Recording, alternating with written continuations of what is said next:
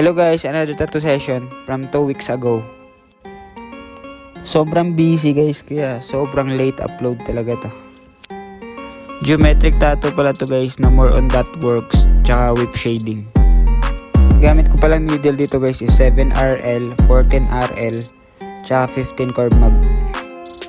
Tapusin nyo na tong video guys. Please like, follow, and share. Bye bye.